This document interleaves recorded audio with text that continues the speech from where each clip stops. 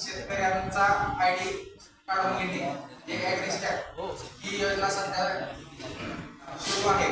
तर याच्या अंतर्गत प्रत्येक शेतकऱ्याला आणि शेतकऱ्याच्या शेताला एक क्रमांक मिळणार आहे आणि आपलं जसं आधारावरती आता सध्या सगळं कामकाज चालू आहे।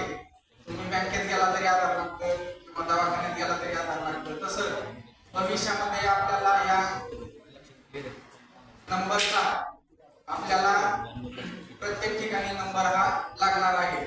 याचा उपयोग जो आहे आपल्याला पीक कर्ज घेणे पासून तर आपलं जेव्हा नैसर्गिक आपत्तीमध्ये नुकसान होतं किंवा शासनाच्या ज्या विविध योजनांचा लाभ घ्यायचा असतो त्यावेळी ह्या आयडीचा आपल्याला उपयोग होणार आहे।